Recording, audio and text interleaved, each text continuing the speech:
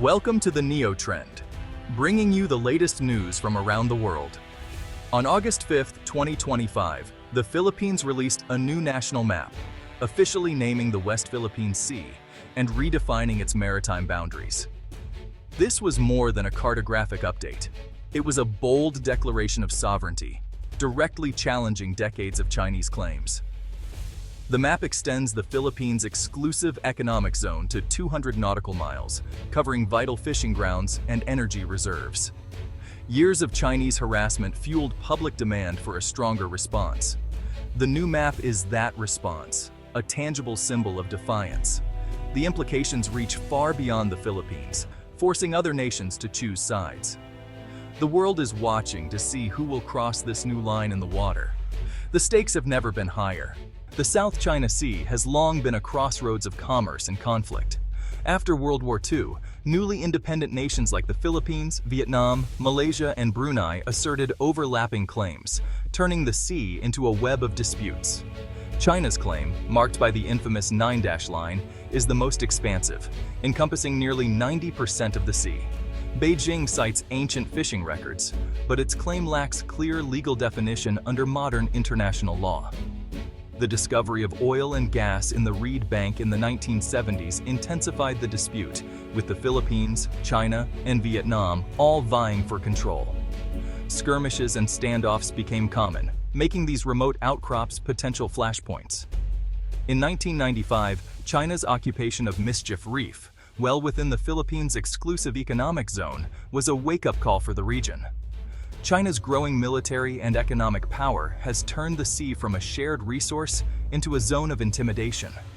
The deep-seated mistrust among claimants is rooted in this history of confrontation. Every action is viewed through the lens of past grievances. The stakes are not just territorial, but economic and strategic. The South China Sea remains one of the world's most volatile maritime frontiers. In response to China's assertiveness, the Philippines turned to international law. In 2013, Manila initiated arbitration under the United Nations Convention on the Law of the Sea, or UNCLOS, challenging the legality of China's 9-dash line. The 2016 ruling was a landmark victory. The tribunal declared China's claims had no legal basis and that it had violated the Philippines' sovereign rights. China rejected the decision, but the legal precedent was set. The previous Philippine administration downplayed the ruling, seeking closer economic ties with Beijing. Yet Chinese pressure continued, and harassment of Filipino fishermen persisted. The current administration has reversed course, fully embracing the 2016 ruling as the foundation of its national policy. The new map operationalizes this legal victory, translating it into a political reality. It serves as formal notice to the world: the Philippines will govern its maritime zones according to international law. Manila hopes to rally international support and increase diplomatic pressure on Beijing. The map is a strategic move to shift the balance in the region. It's a bet that law and global consensus can counter raw power. The Philippines is staking its future on the rule of law. The world is watching to see if that bet pays off. China's reaction to the new Philippine map was immediate and fierce.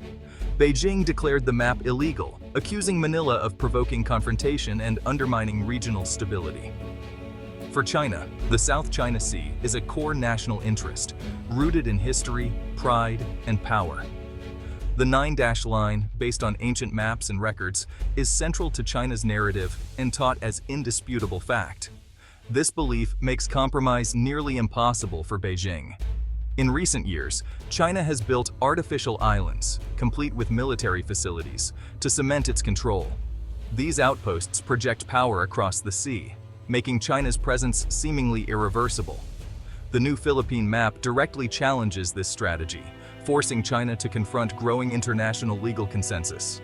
Beijing is likely to respond with diplomatic protests, increased patrols, and economic pressure.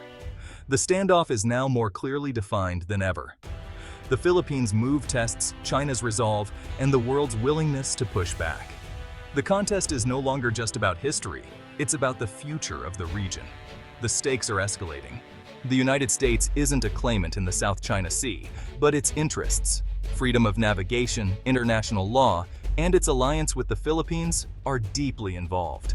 Washington quickly supported Manila's right to define its maritime zones, reaffirming the 2016 arbitral ruling as final and binding. U.S. Navy warships regularly conduct freedom of navigation operations, challenging China's claims. Joint military exercises with the Philippines and partners send a message of deterrence. Yet, Washington must balance support for its ally with the risk of direct conflict with China. The world is watching how Washington will respond. The stakes for U.S. credibility in Asia have never been higher. ASEAN faces a critical test of unity. 4 members, Philippines, Vietnam, Malaysia, and Brunei, have claims in the South China Sea, while others rely heavily on China for trade.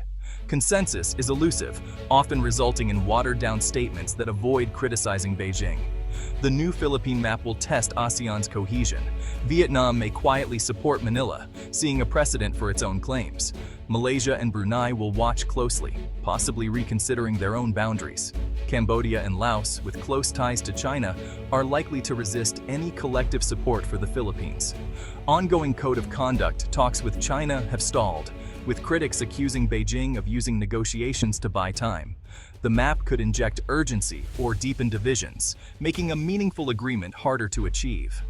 ASEAN's ability to act as a cohesive bloc is in question. The region's future may depend on whether it can overcome external influence and internal divisions. The South China Sea is a vital artery of global trade. Over 1/3 of maritime shipping, worth more than $3.4 trillion annually, passes through its waters. Any disruption would have immediate, severe consequences for the world economy. Beneath the seabed lie vast reserves of oil and gas, making the sea a high-stakes energy game. For the Philippines and Vietnam, these resources mean energy independence and economic growth. For China, securing them is a strategic imperative. The sea is also a crucial fishing ground, providing livelihoods and food security for millions. Overfishing and habitat destruction, driven by large, state-subsidized fleets, threaten these resources. The new Philippine map brings these economic stakes into sharp focus, signaling Manila's intent to defend its rights and attract foreign investment. Any move to develop these resources will likely provoke a strong response from Beijing. The economic and security dimensions of the dispute are inseparable. The contest is about more than territory. It's about control of the region's future wealth. The stakes are measured in trillions. The world cannot afford instability in these waters. The Philippines' new map marks a turning point in the South China Sea dispute. It's a clear assertion of sovereign rights, grounded in international law and the 2016 arbitral award. The move ends years of accommodation and signals a more assertive foreign policy. By aligning with the tribunal ruling, Manila claims the diplomatic high ground and frames its actions as lawful, not aggressive. This narrative helps rally international support and puts China on the defensive. But the risks are real. China can retaliate economically or militarily, raising the danger of escalation. The Philippines is betting on its alliance with the US and support from partners like Japan and Australia to deter aggression. The stakes are sovereignty, economic survival, and the future of regional order. For China, it's a challenge to its ambitions. For the US and others, it's a test of commitment to a rules-based order. The dispute has entered a new, more volatile chapter. The world is watching what comes next.